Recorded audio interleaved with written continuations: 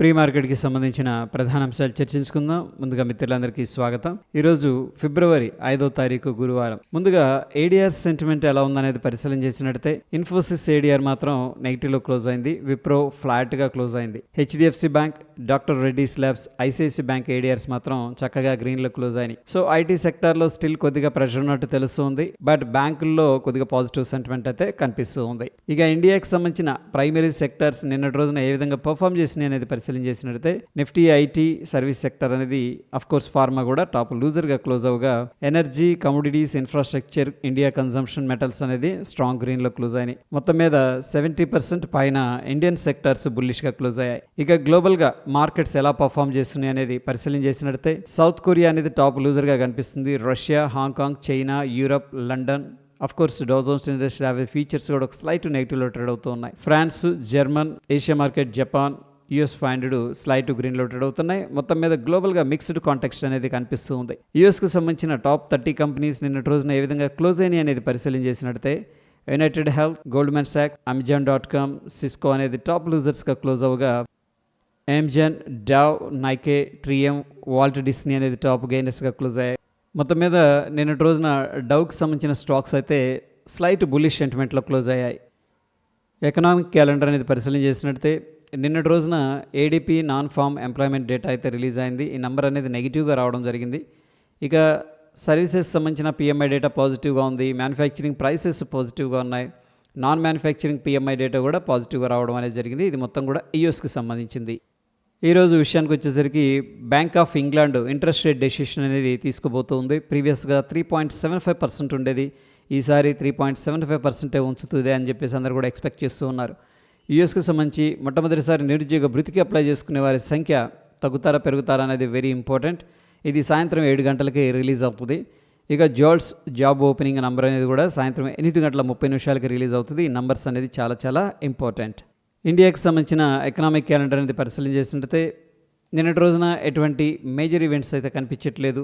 ఈరోజు కూడా ఎటువంటి మేజర్ ఈవెంట్స్ అయితే లేవు. నిన్నటి రోజున వాల్ స్ట్రీట్ ఫ్యూచర్స్ వచ్చేసరికి స్లైట్గా గ్రీన్లోనే క్లోజ్ అయ్యాయి. అయితే టెక్ కంపెనీస్లో హెవీగా సెల్ ఆఫ్ అనేది జరిగింది ఆంథ్రోపిక్ ఏఐ టూల్ వల్ల.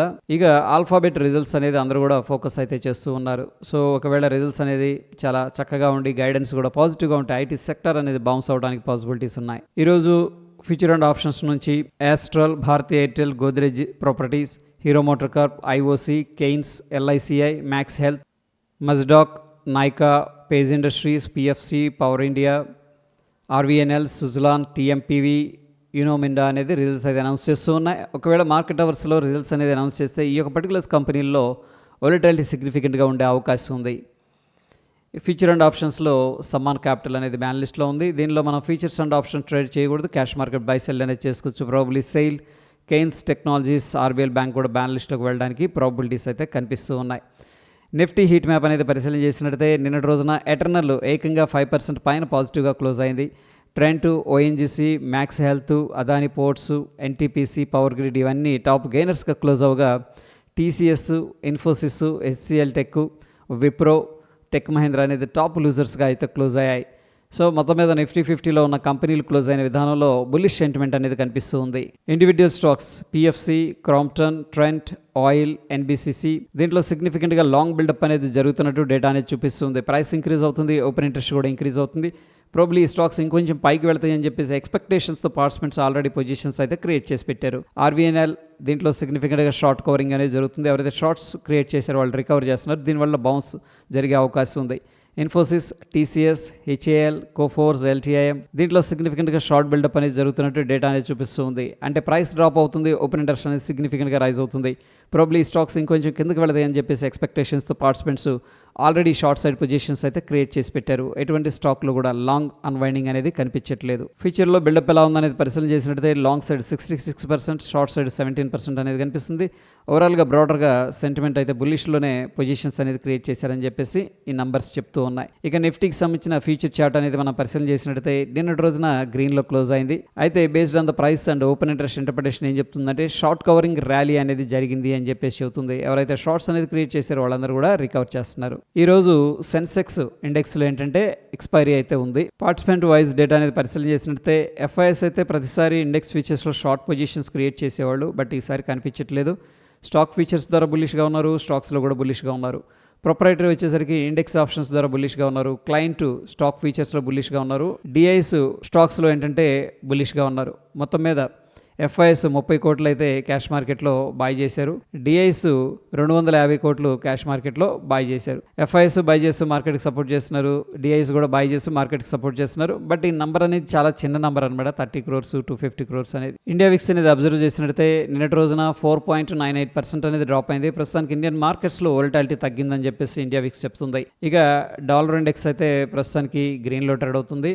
డౌ జోన్స్ ఇండస్ట్రియల్ యావరేజ్ ఫీచర్స్ నిన్నటి రోజున అయితే పాజిటివ్గా క్లోజ్ అయింది. ఎనీహౌ ఈ రోజు మనం చూస్తున్న సమయానికి 21 పాయింట్లు పాజిటివ్గా ఉంది. నిఫ్టీ 50లో 25,538 అనేది ఇంపార్టెంట్ సపోర్ట్ కనిపిస్తుంది. 26,049 అనేది ఇమీడియట్గా రెసిస్టెన్స్ ఉంది. బ్యాంక్ నిఫ్టీలో 59,469 ఇమీడియట్గా సపోర్ట్ కనిపిస్తుంది. 60,658 అనేది ఇమీడియట్గా రెసిస్టెన్స్ ఉంది. సెన్సెక్స్లో 83,167 immediate support, 84,194 immediate resistance. Gift Nifty future అనేది అబ్జర్వ్ చేసినట్లయితే నిన్నటి రోజున గ్రీన్లో క్లోజ్ అయింది ఇక్కడ. సో ఈరోజు స్లైట్గా గ్యాప్ అప్ అయింది. మనం చూస్తున్న సమయానికి ఒక 29 పాయింట్లు పాజిటివ్గా ఉంది. నంబర్ అనేది పరిశీలన చేసినట్లయితే 25,866 దగ్గర గిఫ్ట్ నిఫ్టీ ఫ్యూచర్ అనేది ట్రేడ్ అవుతూ ఉండగా మన నిఫ్టీ ఫ్యూచర్ 25,848 దగ్గర క్లోజ్ అయింది. సో మొత్తం మీద ఒక 17-18 పాయింట్లు అయితే పాజిటివ్గా కనిపిస్తుంది అప్రాక్సిమేట్గా. Based on the gift Nifty futures మనం ఒక స్మాల్ గ్యాప్ అప్ అనేది ఎక్స్పెక్ట్ అయితే చేయొచ్చు.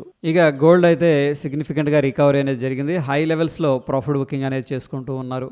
క్రూడ్ ఆయిల్ కూడా స్ట్రాంగ్గా పాజిటివ్గా అయితే వెళుతూ ఉంది. ఇక న్యాచురల్ గ్యాస్ వచ్చేసరికి కొద్దిగా రికవరీ అనేది చేస్తుంది. Individual stocks Marico, Metropolis, Apollo tyres, Lloyd engineering, force Motors, CCL products, Cummins, Trent, NHPC ఇవన్నీ కూడా న్యూస్లో ఉన్నాయి. సో న్యూస్లో ఉన్నాయి కాబట్టి వీటిలో స్ట్రాంగ్ మూమెంట్ ఉండే అవకాశం ఉంది.